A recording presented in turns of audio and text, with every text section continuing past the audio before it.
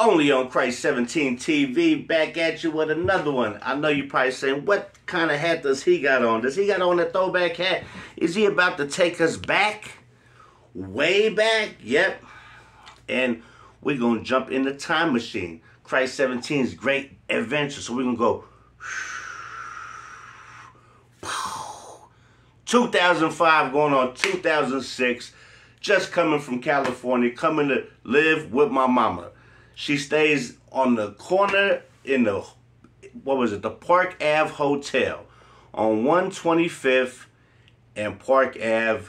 It was a short stay hotel, but they had rooms where certain folks lived there and they paid a certain amount a month. But like the third floor, that whole shit was just ran with like crackheads and all kind of hookers and crazy shit there. I've seen some wild shit there.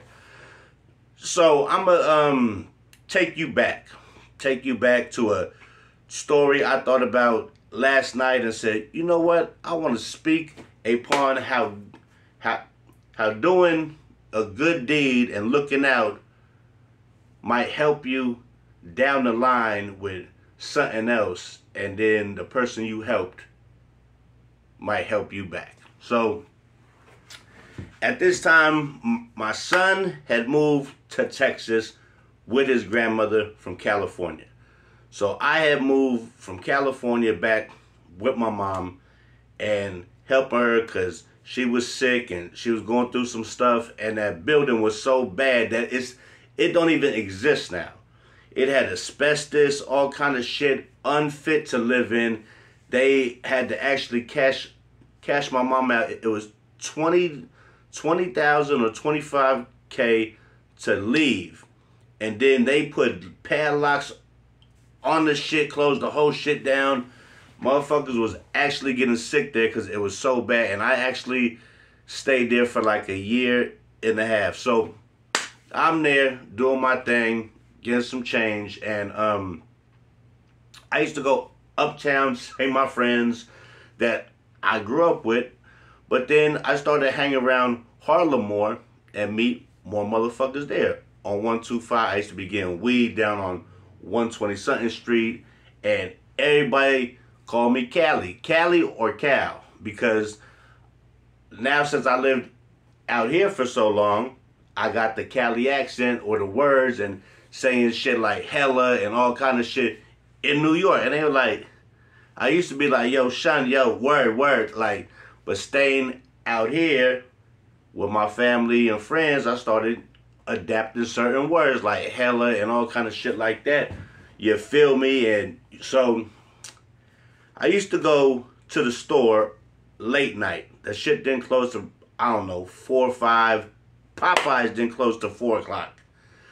And you could walk in there and they would be having all kind of crazy shit all night. 125th Street at night was crazy. You would have motherfuckers asking you for change, lighter, cigarette, anything. And if you said no, they might flip on you and say, man, fuck you. Go fuck yourself, your mother, and all kind of wild ass shit.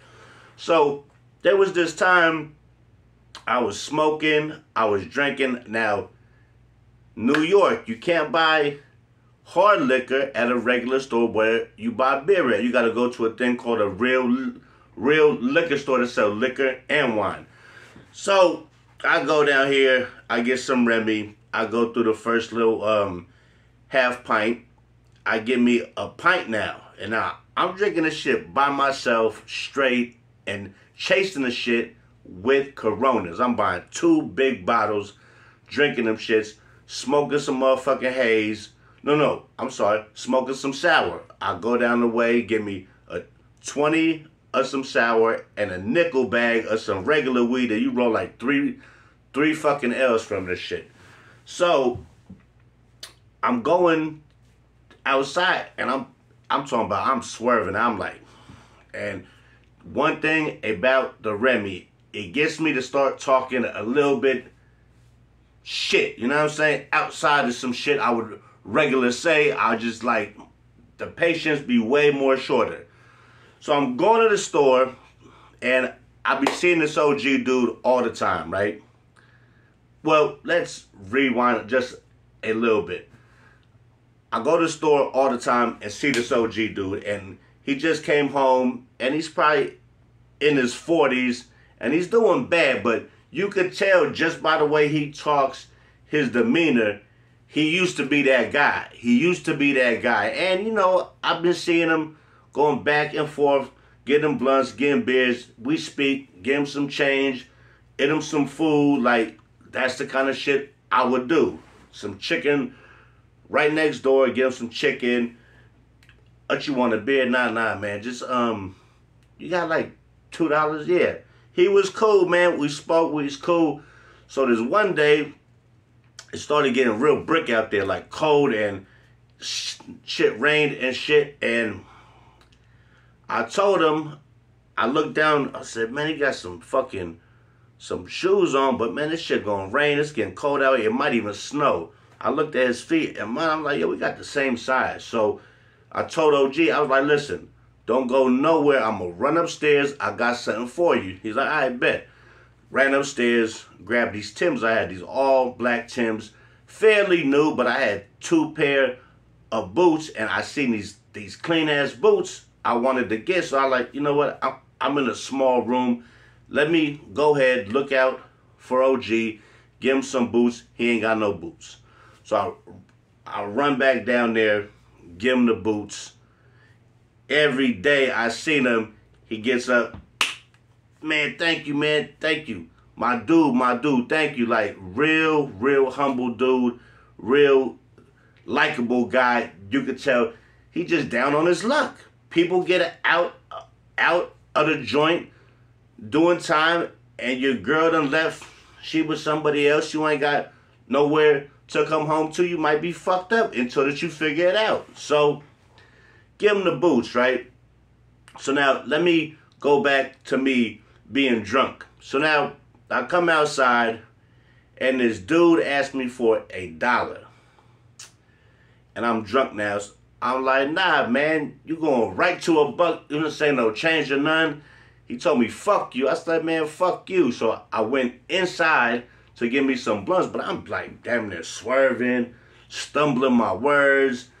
And dude waits in the cut outside, right? And OG there, but dude's in a hoodie. It's cold as hell. OG really ain't paying him mind like that. So I come back out, and dude say again, what'd you say? I said, man, I ain't got no dollar for you, man. Fuck you. So dude start coming up closer. OG see it. He get in front of dude and me. Come to find out, dude take off his hoodie. OG knows him. He used to run with the kid. You know what I'm saying? He used to do crimes, all kind of shit, get money. So come to find out, OG saved me. So the next day, I come outside, I see OG in the same spot. He's like, yo, check this out, man. You gotta be cool, man, because I know this dude, and he's a serious motherfucker, and he had the knife and was gonna give you the business. So the funniest thing is, a few days passed, old boy came back to see OG. I came out the store, we squashed the whole beef, said, yo, my bad, I was drunk, I was out of pocket, my bad.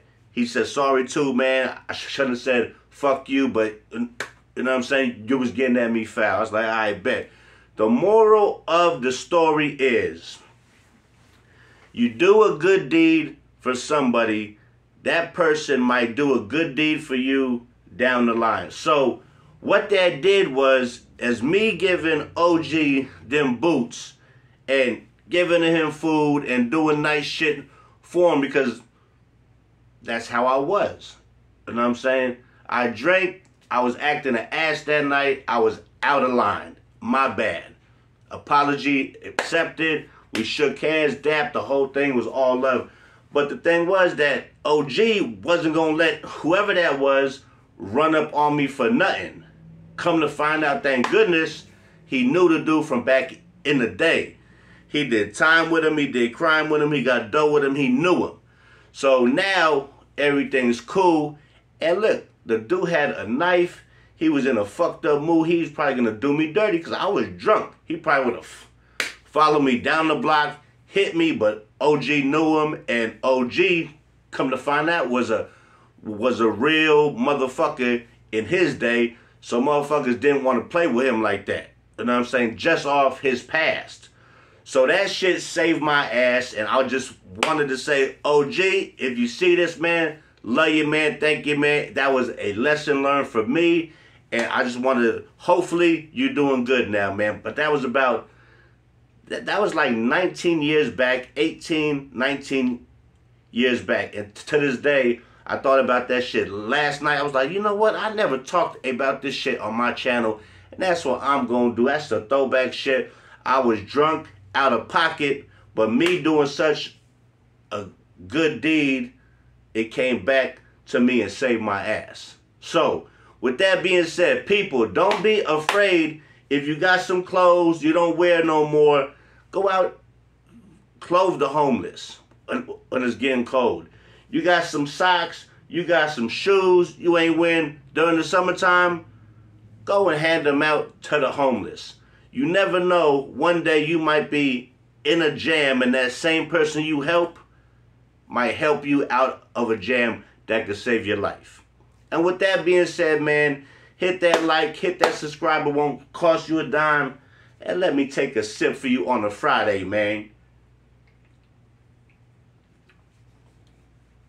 No Remy, though, so I'm not going to act up. Bronx, New York, Harlem, New York, stand up, baby. Catch you on the flip side.